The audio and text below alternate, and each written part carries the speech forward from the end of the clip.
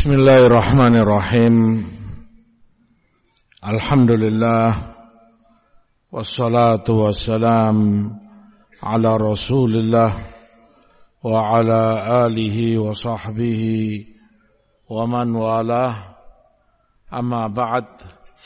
Ikhwati fillah rahimani wa rahimakumullah. Melanjutkan kajian kita Targhib wa Tarhib karya Imam Abdul Azim bin Abdul Qawi Al-Mundhiri rahmatullahi alaih. Masih dalam bab At-Targhib, ajakan dan motivasi untuk berpegang teguh dengan sunnah ajaran Rasul sallallahu alaihi wasallam. Beliau bawakan hadis an Abi Sa'id Al-Khudri radhiyallahu an qala Rasulullah sallallahu alaihi wasallam man akala tayyiban wa amila fi sunnah wa aminan nasu bawa'iqahu dakhala al-jannah.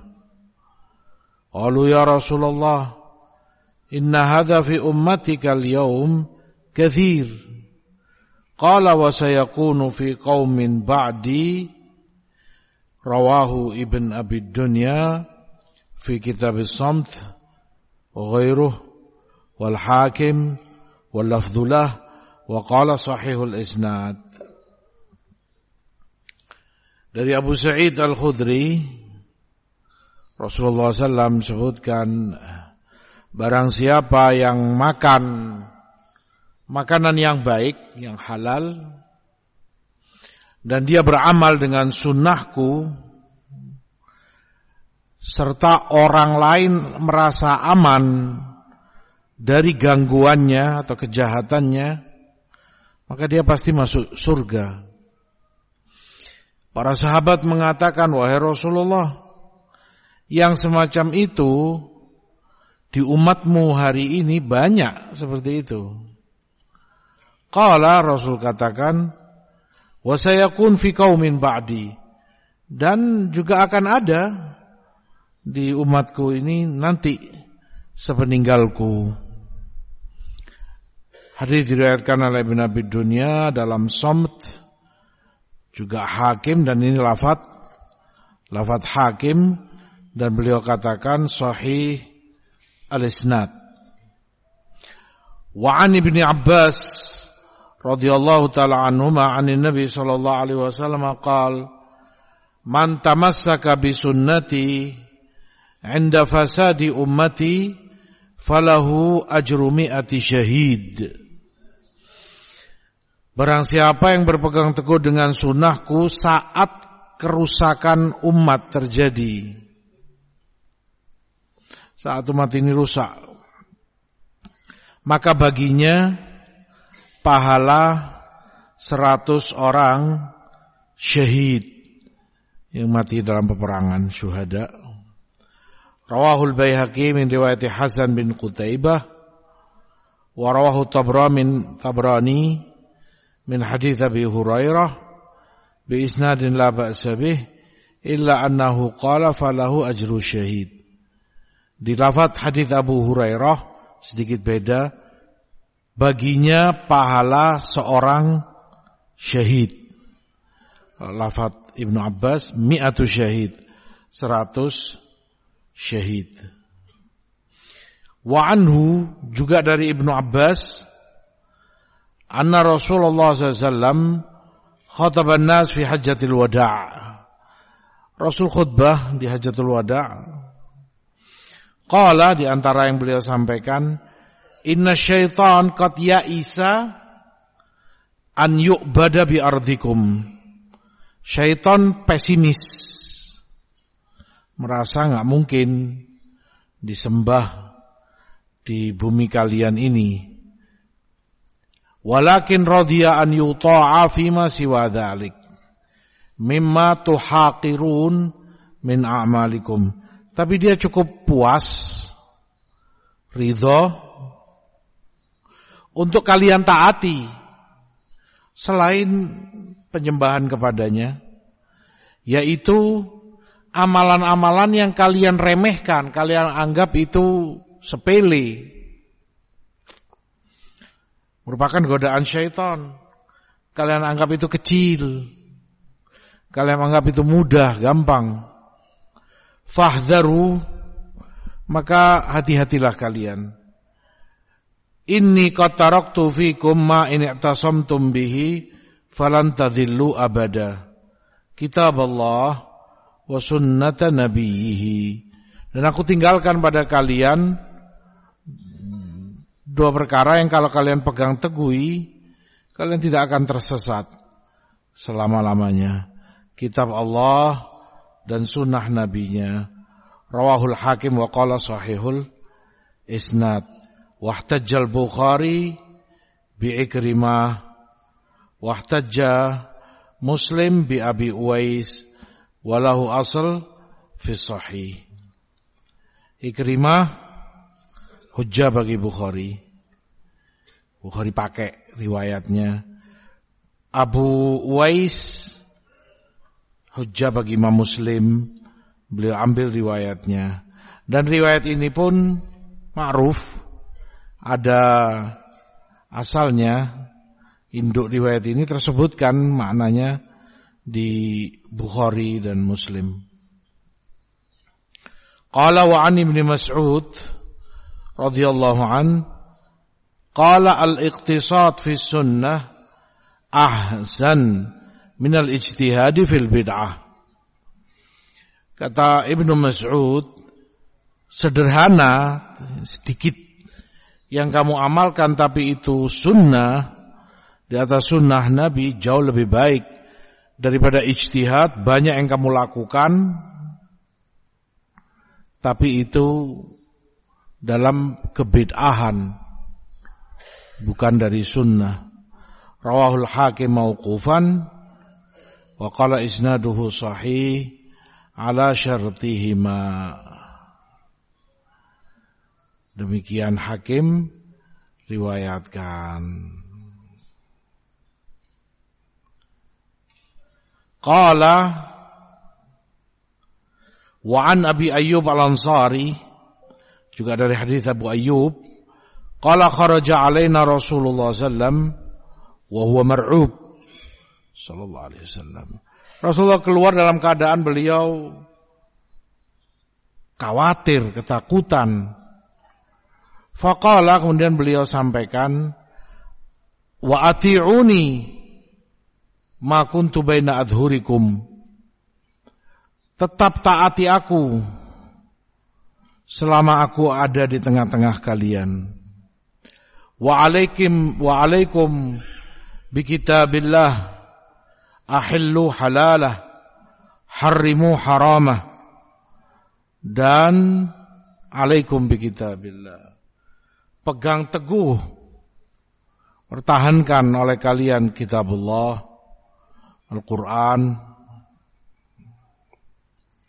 Halalkan yang halalnya, haramkan yang haramnya. Rawahu Tabrani fil Kabir wa ruwatuhu thiqat.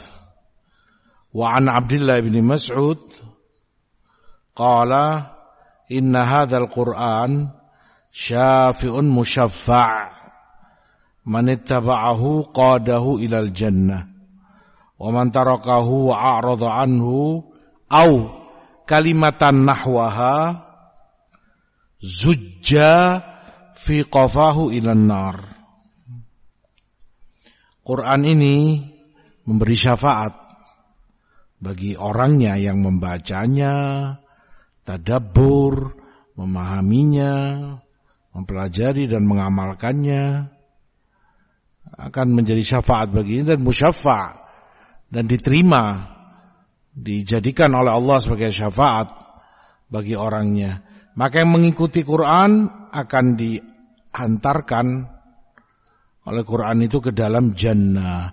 Tapi yang meninggalkan dan berpaling darinya atau kata yang semakna dengan itu akan diseret pada belakangnya ke api neraka. Wal'iyadzubillah. Rawahul Bazzar wa hakadha rawahu hakadha mauqufan, begitu Bazzar riwayatkan mauquf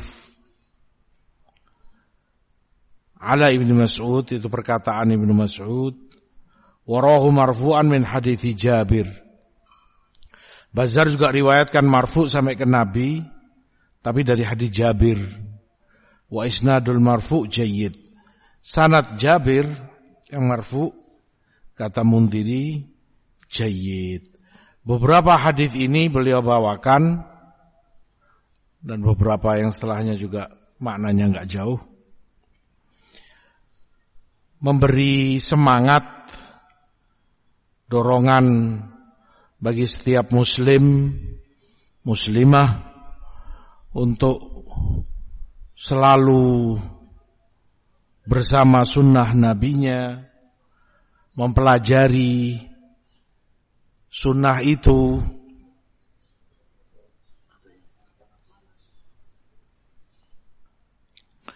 dan tentunya mengamalkan, itu intinya. Mengamalkan apa yang dari Rasul sallallahu alaihi wasallam, kemudian mendakwahkannya.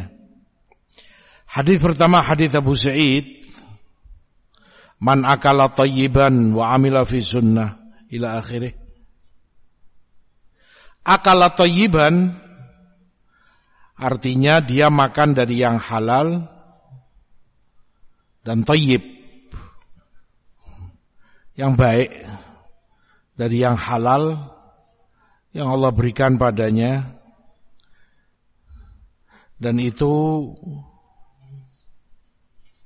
anjuran, walaupun bentuknya kabar dari Rasul SAW, barang siapa yang makanannya halal, thayyib, tapi terkandung di dalam itu anjuran. Artinya makanlah kalian makanan yang thayyib, yang halal. Makna itu tersampaikan dalam hadis lain, seperti dalam riwayat Abu Hurairah, Rasul katakan, innallaha thayyibun la yaqbalu illa thayyibah. Allah itu thayyib dan tidak akan terima kecuali yang thayyib pula, kecuali yang baik, yang bersih. Wa innallaha amaral mu'minin bima amara bihil mursalin.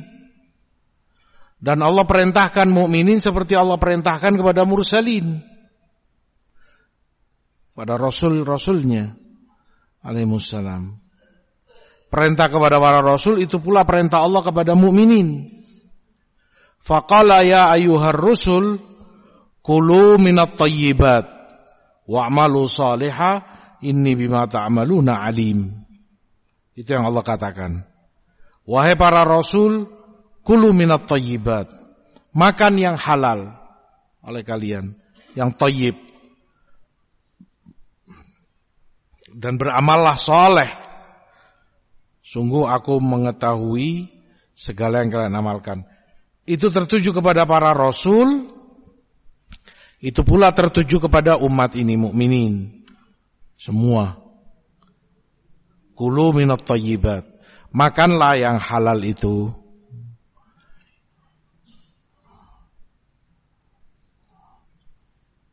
Begitu pula dalam hadis, ya ayyuhalladzina amanu kulu min thayyibati ma razaqnakum. Wahai orang-orang yang beriman, kata Allah, makan thayyibat, yang halal yang kami berikan rizki itu kepada kalian. Thumma, kemudian Rasul sebutkan, dzakarur rajul yutilus safar ash'ath aghbar. Lalu Rasul sebutkan tentang orang yang lama dalam safarnya. Orang dulu, ya kalau safar berbulan-bulan, bisa bertahun-tahun. Ya antum tahu zaman itu enggak ada alat-alat transportasi yang memadai. Sementara mereka rehla jauh dari satu negeri ke negeri yang lain, lama. Safar seharusnya menjadi salah satu sebab penting dikabulkannya doa. Ash'ath aghbar, apalagi dia dalam kondisi ya orangnya safar, rambutnya enggak rapi, banyak debu, namanya safar di zaman itu. Yamuddu yadaihi ila sama. Dia doa, menengadahkan tangannya ke langit, memohon kepada Allah, mengatakan ya Rabb, wahai Rabbku, dia minta hajatnya ini itu. Rasul katakan wa mat'amuhu haram, sementara makanan dia haram yang dia konsumsi. Wa mashrabuhu haram, minumnya juga haram yang dia minum. Wa malbasuhu haram, pakaian dia pun haram. Wa ghudhiya min haram, dan begitulah dia dibesarkan, diisi oleh yang haram. Fa anna yustajabu lidzalik, maka bagaimana mungkin akan dikabulkan oleh Allah doanya?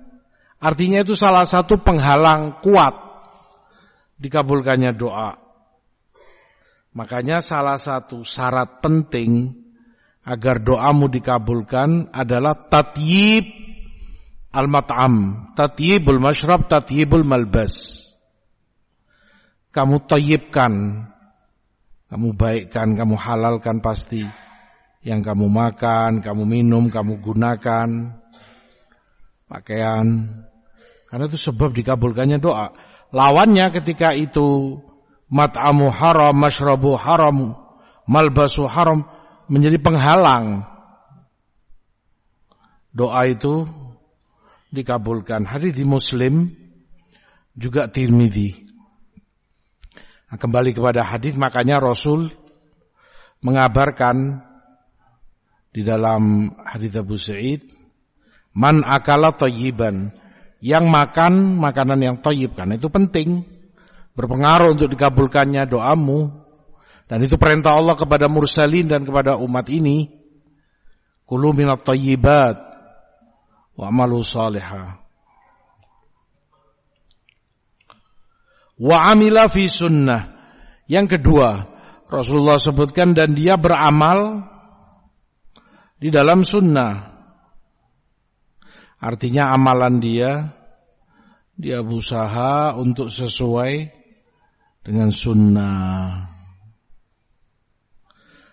Berarti di situ ada tamassuk, anjuran, ajakan dari Rasul untuk orang itu betul-betul berpegang teguh dengan sunnahnya. Karena itu yang dia pelajari, itu yang dia tahu dari Rasulnya, yaitu yang dia akan pertahankan, itu yang dia amalkan. Amila fi sunnah.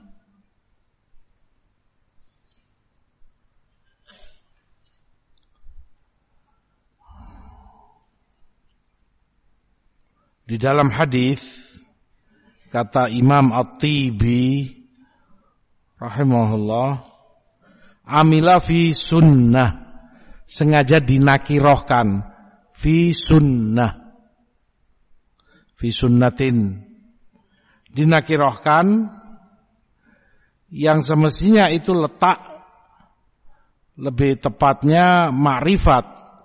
Misalnya wa amila fis sunnah, fi as-sunnati, atau fi sunnati, menjadi ma'rifat.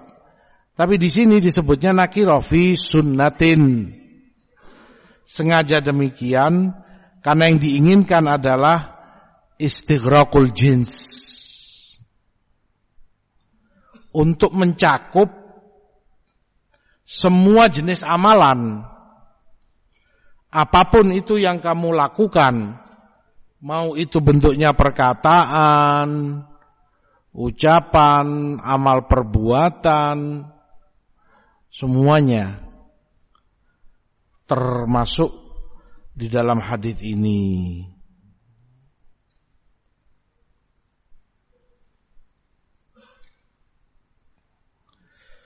Dari dua ini Para ulama sebutkan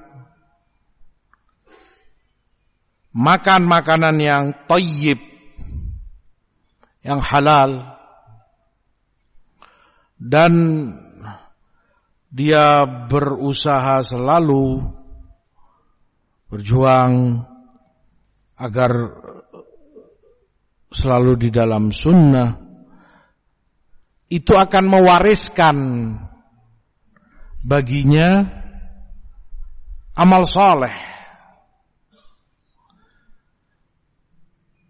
Terus dia akan selalu dalam amal saleh.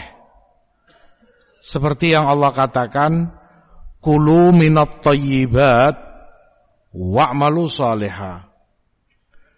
Makan yang thayyibat, yang halal, dan beramal solehlah. Maka itu beberapa fawaid azimah makan yang thayyibat, makan yang halal.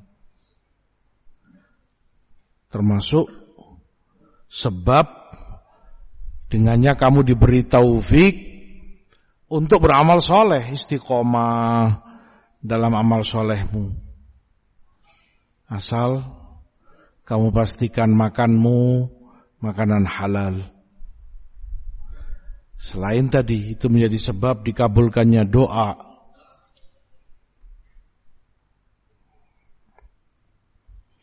Maka bagi seorang mukmin, makan bukan hanya kebutuhan hidup sebagai makhluk, lebih dari sekedar itu kebutuhan primer. Hidup untuk makan, kalau nggak makan mati. Lebih dari itu, jauh lebih berharga dari itu, karena menentukan. Itu yang membuat dia beramal soleh, mendapat taufik untuk beramal soleh. Itu yang membuat doanya dikabulkan oleh Allah. Nah, sehingga itu yang ada dalam niatnya. Ya beda. Yang satu orang makan karena lapar, kebutuhan manusia. Dia makan begitu saja.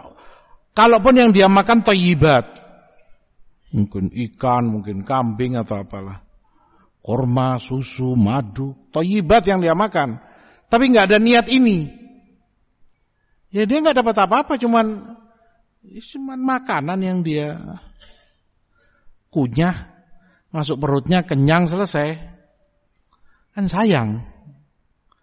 Tapi bagi seorang mukmin, tahu fadilah-fadilah ini tadi, keutamanya itu yang ada dalam niatnya. Dia makan,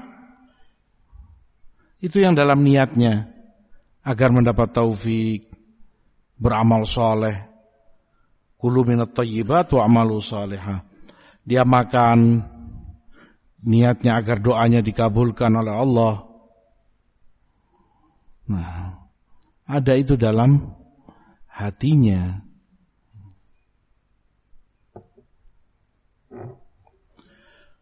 Lalu Rasul katakan sallallahu alaihi wasallam, wa aminan nas bawa'iqahu.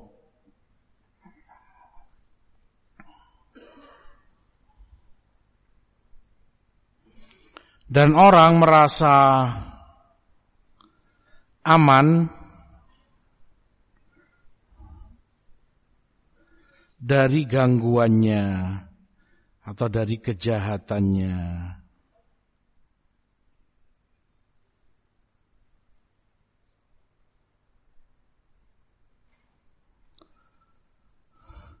Bawaik jamak dari ba'iqah. Asalnya makna ba'iqah itu cobaan yang berat, ujian berat yang dikehendaki segala bentuk syarr, kejelekan, dari itu kezoliman, dari itu ghish, tipuan, khianat, idza, mengganggu dalam bentuk apapun.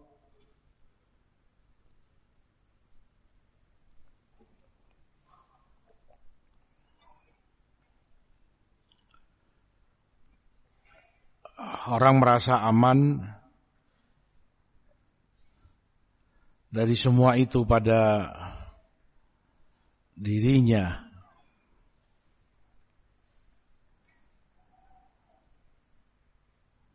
Makanya seorang hamba berkewajiban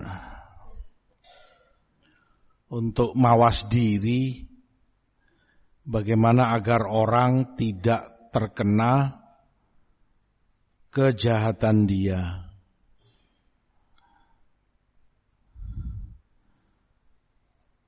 Kecerdasan, kepandaian, kalau itu fisyar dalam kejelekan atau ingin kejelekan, enggak ada baiknya, enggak ada barokahnya, enggak ada manfaatnya bahkan.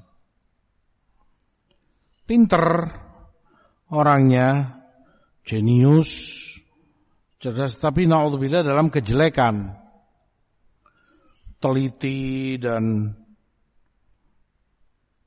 ya pinter, namanya orang pinter bagaimana?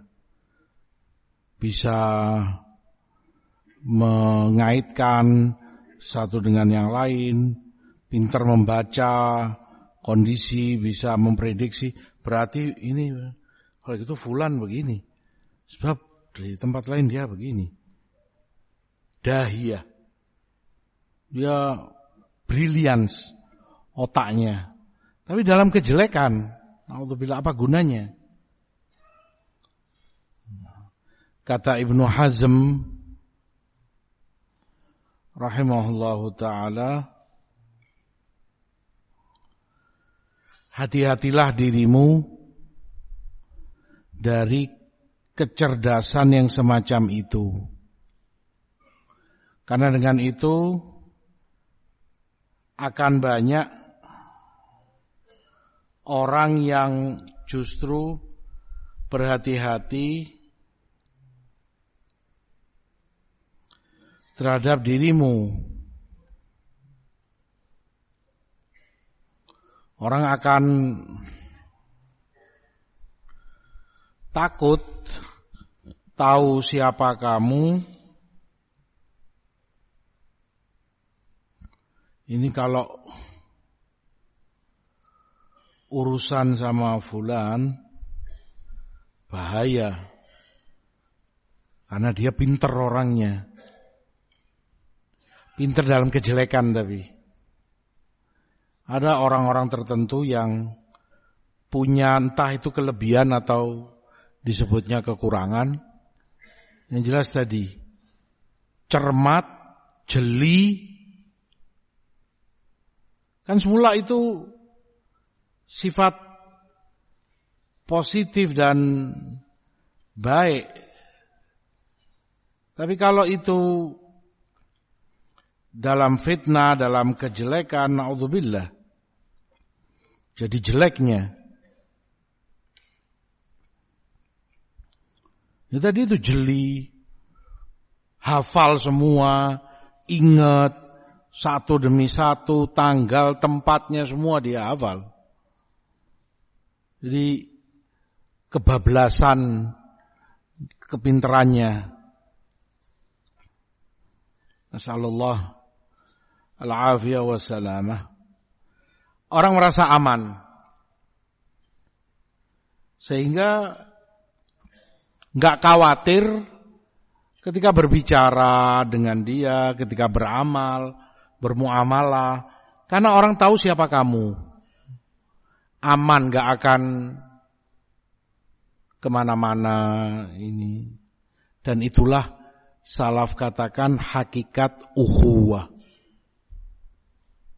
Kalau kamu ingin tahu siapa saudaramu yang sebenarnya, hakiki, itu bagi kamu, itu sahabat akrab dan baikmu adalah kullu man la tatakallafu lah. Setiap orang, siapa saja yang kamu enggak butuh takalluf kepadanya, di hadapannya. Takalluf itu kan berat, sulit, sehingga kamu harus jaga betul ngomong, sikap, perbuatan serba diatur, itu berarti bukan saudara bagi kamu orang itu. Enggak perlu takalluf. Sehingga kamu istilahnya ya loss begitu saja. Enjoy dan nyantai begitu. Ya mungkin karena nyantai, karena ini ada beberapa kata mungkin yang keluar dari lisanmu.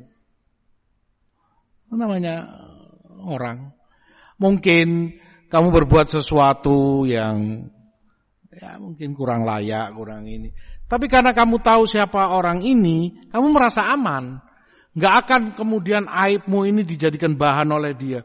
Fulan, anak lihat sendiri melakukan ini itu. Fulan, anak dengar sendiri dia ngomong ini itu. Kamu merasa aman, enggak mungkin dia berbuat seperti itu. Makanya kamu lepas bersama dia. Justru itu tolak ukur siapa yang betul-betul bersaudara denganmu, siapa yang sebaliknya. Kalau sudah kamu serba takut, serba ragu dengan dia, khawatir kalau ngucap sesuatu, jadi besar nantinya, diviralkan, di sana kemari, didramatisir, berarti itu bukan akhuka. Bukan saudaramu orang kayak gitu. Orang aman dari kejahatannya.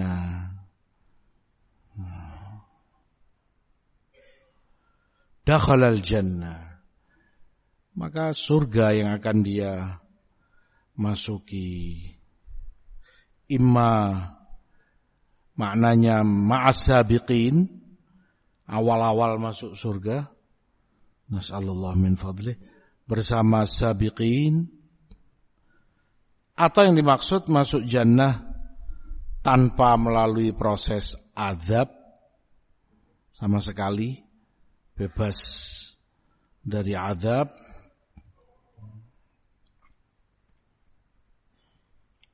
Karena kalau secara umum selama dia bertauhid, Islam, di atas sunnah nabinya, mati dalam keadaan Islamnya, tetap dia pasti masuk jannah. Maka apa bedanya dengan yang ini?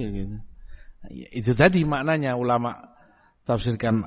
Keutamaan yang ini imma dukhul awaliyah, dia yang pertama-tama dimasukkan dalam surga bersama sabiqin, atau yang dimaksud tanpa melalui azab sama sekali, dibebaskan oleh Allah dari azabnya.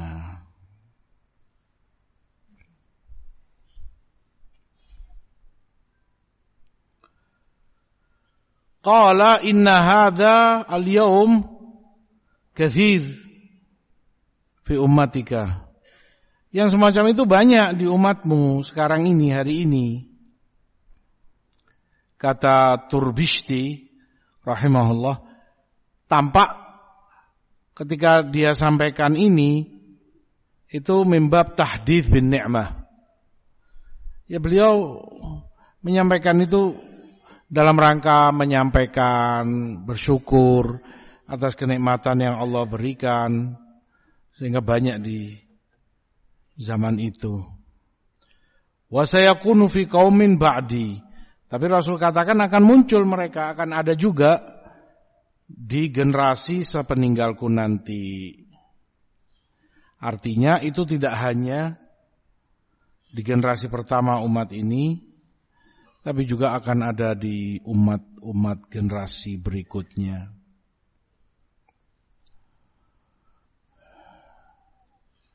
Demikian anjuran Rasul sallallahu alaihi wasallam untuk orang mau mengamalkan sunnah beliau.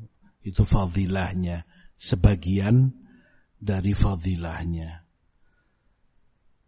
Adapun hadits Ibnu Abbas yang kedua, man tamassaka bi sunnati 'inda fasad ummati lahu ajr mi'atu syahid.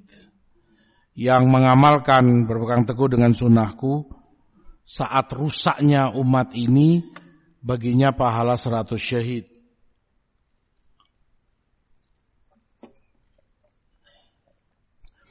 Demikian di riwayat Baihaqi. Secara makna besar fadilah yang dijanjikan untuknya karena beratnya masyaqqah, beratnya cobaan, beratnya ujian yang harus dia hadapi saat orang itu berpegang dengan sunnah. Asing sunnah itu banyak enggak dikenal oleh orang, dianggap menyalahi tradisi, adat, budaya dan semisalnya. Maka tidak ubahnya dia seperti syahid yang memerangi kufar untuk membela agama Allah sampai dia terbunuh. Kan berat. Bagaimana tidak berat kematian di depan matanya? Apalagi zaman dulu misalnya, kelihatan jelas adep arep perang zaman dulu kan.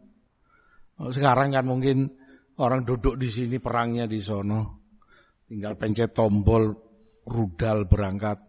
Kalau dulu kan nggak begitu, adep arep, dua pasukan berhadapan begini. Sana bawa pedang, bawa tombak, panah, ya, kamu pun begitu. Pedang itu kilauan pedangnya. Di depan matanya sewaktu-waktu bisa kena kepalanya, lehernya, berangkat. Meninggal.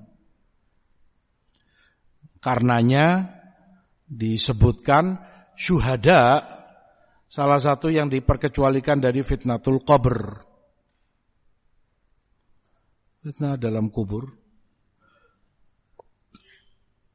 Kenapa?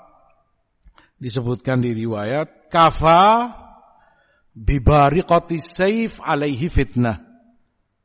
Karena cukup baginya kiloan pedang itu sudah menjadi fitnah bagi dia. Berat.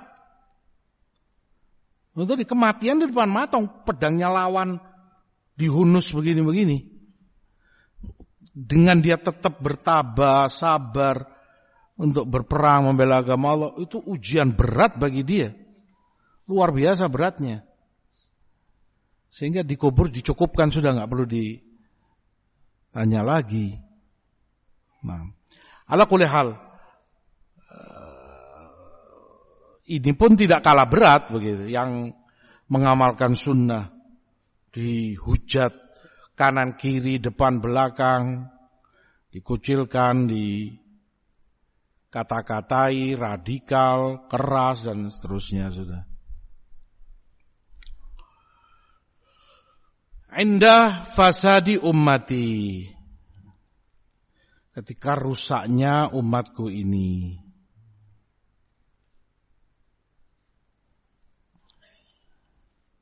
Dalam hadis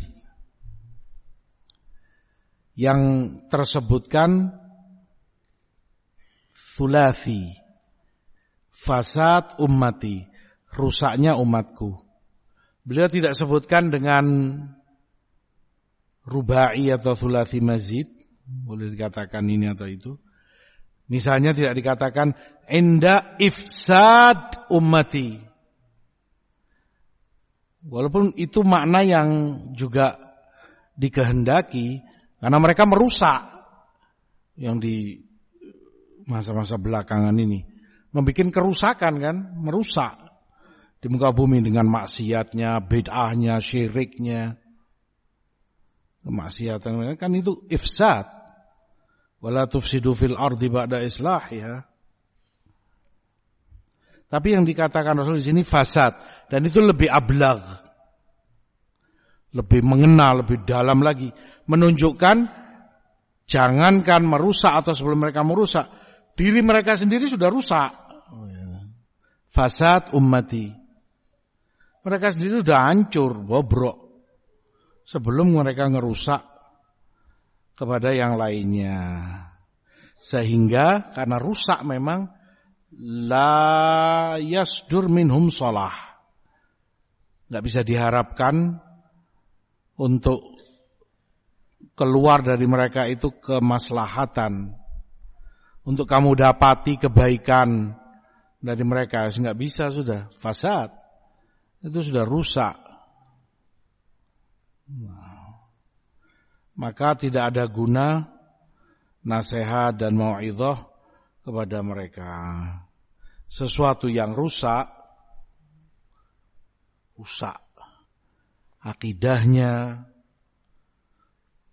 tidak sebagaimana Quran dan Sunnah ajarkan, salaf sepakati, rusak ibadahnya, rusak akhlaknya, rusak muamalahnya.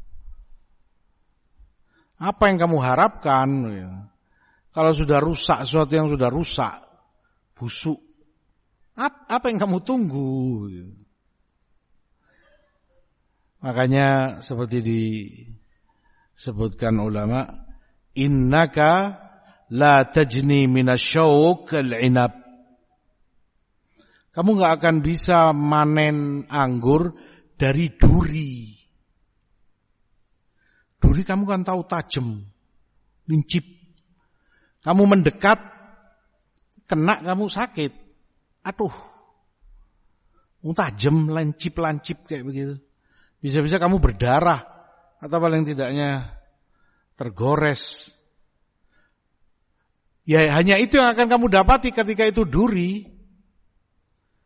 Bagaimana kamu mau mengharap, anak masih berharap dari duri ini keluar anggur yang lezat, enak, nikmat. Enggak bisa.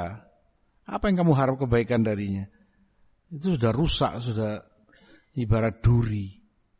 Ya begitulah orang yang rusak akidahnya, hancur. Akidahnya Jahmiyah, Mu'tazilah, nyalai akidah salaf. Apa yang diharap? Rusak akidah asma wa sifatnya. Ya ingkari, dia takwil kan. Apa yang kamu harap? Kamu berharap anggur, itu duri. Tapi dari jahilnya umat, masih saja diharap ini tokoh perubahan, ini yang kita harap akan membawa kebaikan, ini akan memajukan Islam, ini era tajdid, tokoh pembaharuan, tokoh ya duri. Apa yang kamu harap? Enggak akan kamu bisa dapati anggur darinya. Inda fasad ummati.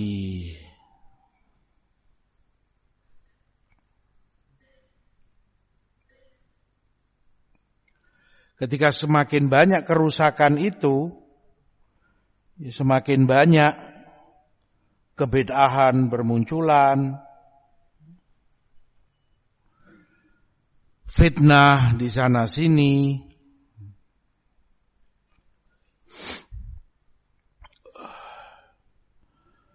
karena kejahilan yang merajalela, ilmu atau hak semakin minim, semakin tertutupi, semakin samar. Di situ tampak kekuatan atau fadilah orang yang betul-betul masih berpegang teguh dengan sunnah nabinya.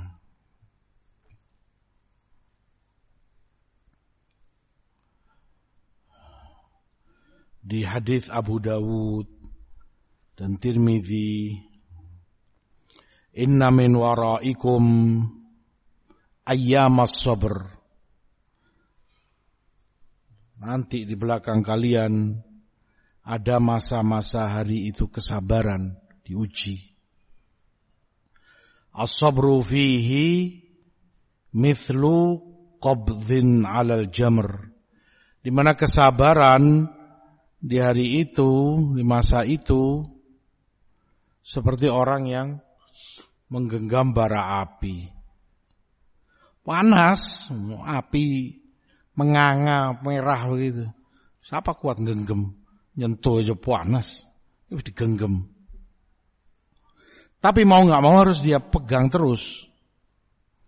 Tetap dia genggam dan tidak dia lepas. Lil amil fihim mithl ajr 50 rajulan ya'maluna mithla amalih. Maka orang yang beramal di masa itu dengan sunnah seperti mendapat pahala seperti pahala 50 orang yang melakukan amalan dia. Wa zadani ghairuh, ada tambahan lain, qalu ya Rasulullah ajru 50 minhum, yang kau maksud di zaman itu yang berpegang teguh dengan sunnah seperti bara api, tetap dia pertahankan seperti pahala 50 orang dari mereka. Artinya yang ada di zaman itu, di zaman kesabaran itu. Qala ajru 50 minkum. Rasul jawab justru 50 orang dari kalian. Dari para sahabatnya. Radhiyallahu ta'ala anhum ajma'in. Fadilah besar bagi orang yang benar-benar berpegang dengan sunnah nabinya.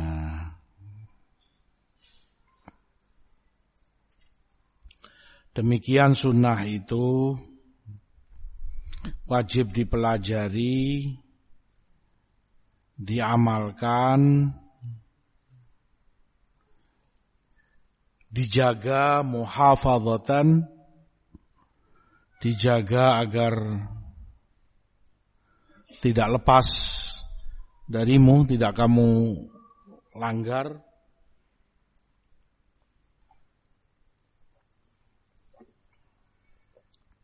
Dan agar kamu tidak menengok, tidak peduli kepada siapapun yang mau mencela kamu, mau membicarakan kamu, jangan hiraukan. Kamu tetap berjalan di atas sunnah itu. Jangan memberhentikan kamu dalam perjalananmu.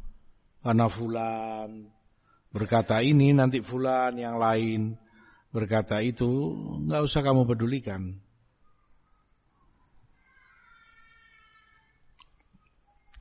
Itu bagi orang yang mengerti keutamaan dari orang yang berpegang dengan sunnah nabinya. Secara umum demikian. Adapun hadis al-mutamasik bi sunnati inda fasad ummati lahu ajru syahid atau mi'at syahid. Hadis dilemahkan, satu karena illatnya tafarrud Abdul Majid bin Abdul Aziz ibn Abi Rawat. Dia tidak bisa kalau menyendiri, lemah saat sendirian dalam periwayatan hadis. Yang kedua, jahalahnya Muhammad bin Saleh al-Udhri, dia majhul. Bahkan kata Haythami, lam ara man tarjamahu, aku enggak mendapati siapapun dari ulama yang menyebutkan tentang biografinya. Ala kulli hal, dari sebab itu hadis disebutkan oleh Syekh Albani dalam dhaifah, dalam silsilah dhaifah hadis 327.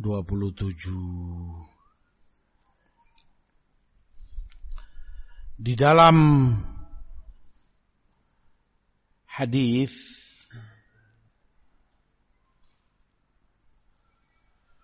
makna yang terkandung di dalamnya tersebutkan dalam banyak riwayat lain. Makanya dan itu penting bagi kita. Kadang kamu dapati hadis dhaif, didhaifkan, disebutkan lemahnya karena ini itu. Tapi tetap disyarah, dijelaskan oleh para fuqaha, oleh para ulama. Satu, kenapa demikian? Karena yang mereka kehendaki insahhal hadis. Kalau memang hadis sahih, ya begini maknanya.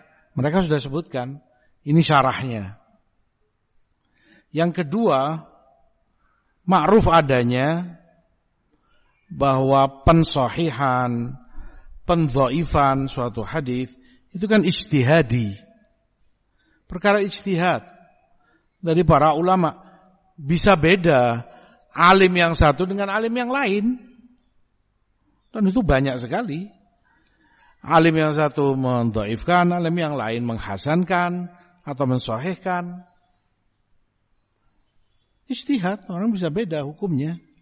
Jangankan satu alim dengan alim yang lain. Satu alim bisa berbeda ijtihadnya. Sekarang dia dhaifkan, ya sebatas yang dia ketahui ilmunya. Ini tampak dhaif, ilatnya ini itu. Nanti mungkin beberapa tahun dia rujuk.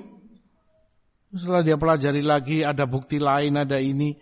Sehingga dia sahihkan hadis itu. Hatta Syekh Albani sendiri ada tarajuat. Beberapa yang beliau rujuk. Awalnya mendhaifkan, sekarang beliau sahihkan. Atau sebaliknya, awalnya beliau sahihkan, sekarang beliau dhaifkan. Ijtihad. Nah, karena itu ulama tidak meninggalkan. Hatta itu dhaif tetap mereka syarah. Karena tadi, ya walaupun ada yang mendhaifkan tadi sebabnya, itu ijtihad. Mungkin aja sahih. Di kemudian hari kamu mungkin mensahihkan. Gitu. Maka jika itu benar sahih, ya ini maknanya sudah dijelaskan oleh ulama. Tidak ditinggalkan. Naam.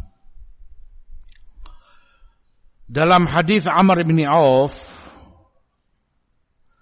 Rasulullah SAW katakan kepada Bilal ibnul Harith radhiyallahu anhu, "I'lam ya Bilal." Qala ma'alam ya Rasulullah. Ketahui wahai Bilal. Kata Bilal, apa yang harus aku ketahui wahai Rasul?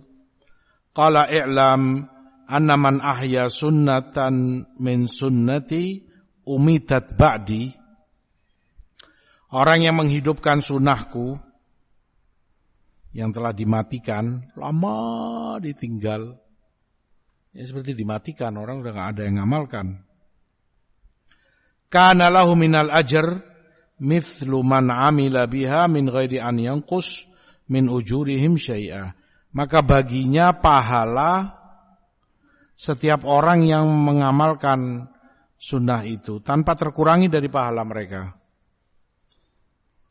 Karena dia yang menghidupkan. Karena dia orang tahu sunnah itu. Dari dia yang menghidupkannya. Maka tiap orang yang meniru kamu mengamalkan sunnah itu yang dulunya mati, ditinggalkan lama, hidup kembali, kamu dapati pahala dari mereka. Ketika dikatakan kamu dapat pahala dari mereka, bukan berarti mereka yang mengamalkannya enggak dapat pahala. Min ghairi an yanqus. Ini pun enggak dikurangi pahalanya. Yang ngikuti kamu enggak dikurangi pahalanya, tapi bagi kamu mendapat pahala seperti yang dia dapati karena kamu yang mengajarkan, kamu yang hidupkan. Wa man ibtada'a bid'atan dhalalah la yardaha Allah wa rasuluh kana alaihi mithl atham man amila biha la yanqus min dzalika min auzarin nasi syai'a. Sebaliknya sama. yang melakukan kebid'ahan, menyesatkan, tidak diridhai Allah dan Rasulnya, baginya dosanya dan dosa setiap orang yang mengamalkan. A'udzubillah. Yang kamu hidupkan bid'ah, yang kamu hidupkan kebatilan, kesesatan. Merekanya dosa dan kamu juga ikut nanggung dosa mereka tanpa terkurangi dari dosa mereka. Karena kejelekan yang kamu hidupkan. Mereka tahu kejelekan itu darimu. Asalnya orang nggak tahu, orang polos atau orang khoyir, orang awam, nggak paham, nggak ngerti apa-apa. Kamu yang ajari, kamu yang dakwahkan, kamu yang serukan itu, sehingga orang ngerti. Kejelekan itu darimu. Kamu yang bukakan jalan. Ya tentunya dosa juga akan ngalir kepadamu. Na'udzubillah. Hadis di Tirmidzi dan Ibnu Majah.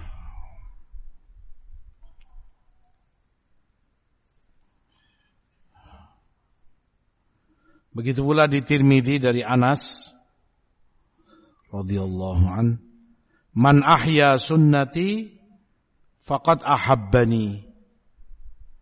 Barang siapa yang menghidupkan sunnahku, ajaranku ini, maka dia telah mencintai aku. Wa man ahabbani kana ma'i fil jannah. Dan barang siapa yang mencintai aku, maka dia akan bersamaku di jannah. Nasallallahu min fadli.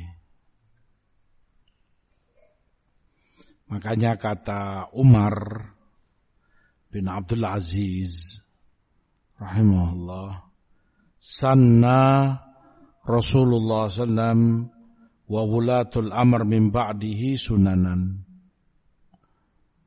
Rasul sallallahu alaihi wasallam dan khalifah-khalifah setelah beliau, Abu Bakar, Umar, Utsman, Ali, mengajarkan sekian sunnah, sekian ajaran kepada kalian, banyak. Al-akhdhu biha tasdikun li kitabillah. Kamu ambil, kamu amalkan itu, ya berarti kamu terbukti membenarkan Al-Quran. Karena Quran memerintahkan taat kepada Rasulnya. Wastikthar li ta'atillah. Kamu amalkan itu, kamu memperbanyak ketaatan kepada Allah. Karena jelas ketaatan yang diajarkan Allah, Rasul dan para sahabatnya. Wa quwwatun ala dinillah. Mengamalkan itu semua menambah kekuatanmu dalam agama Allah.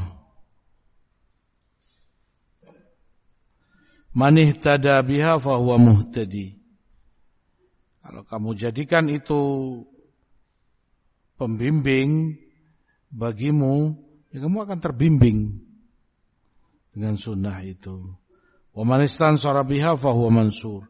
Yang minta pertolongan dia akan dapat pertolongan dengan sunnah ini. Wa man khalafaha ittaba' ghaira sabilil mu'minin. Tapi yang menyimpang, menyalahi itu semua berarti telah dia ikuti jalan selain jalannya kaum mukminin. Nah, kaum mukminin jelas dari masa sahabat, tabi'in, atba' tabi'in, jalan yang mereka lalui jelas, kamu ikuti jalan itu.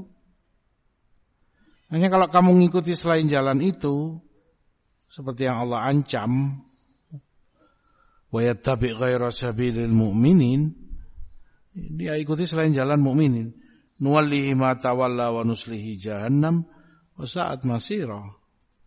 Kami jerumuskan dia ke dalam jahannam, kami palingkan sejauh dia berpaling, dan jahannam itu tempat kembali yang sejelek-jeleknya.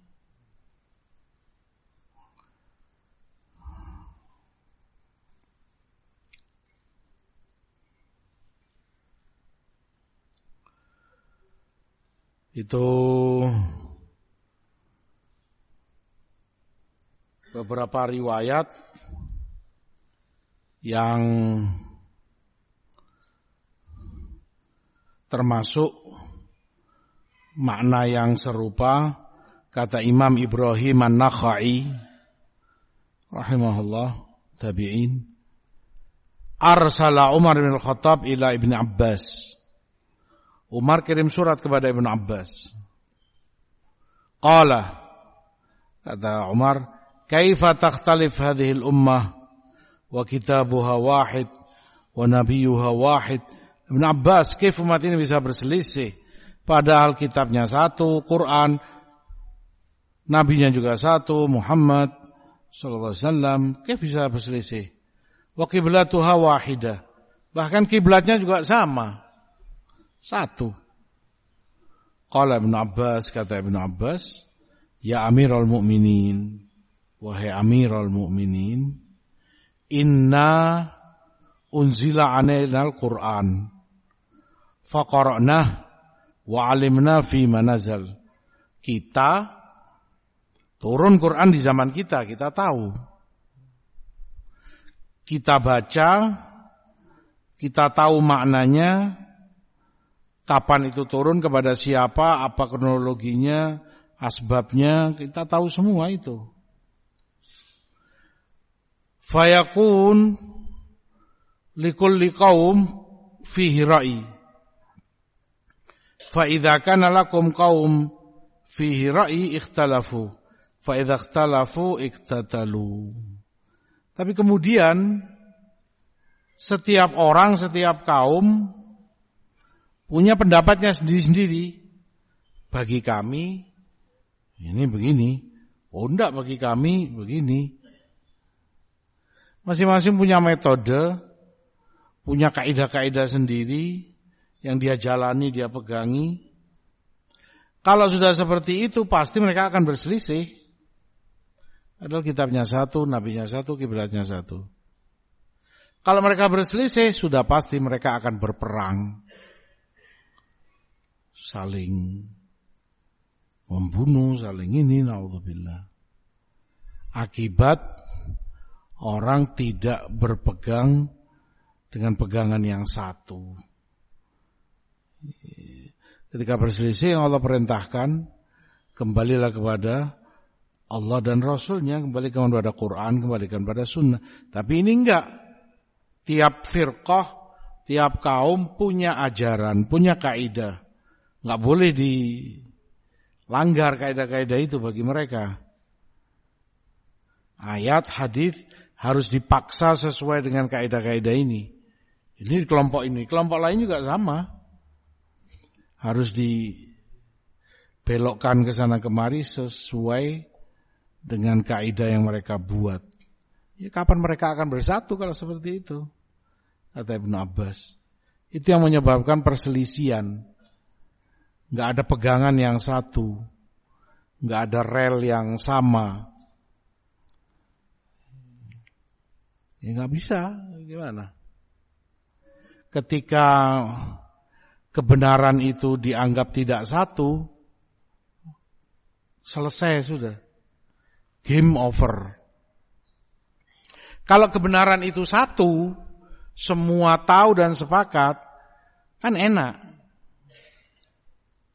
Ini salah, enggak sama kan seperti kebenaran itu? Iya. Berarti kami harus berbenah. Aku yang salah, aku harus berbenah, harus aku tinggalkan ini.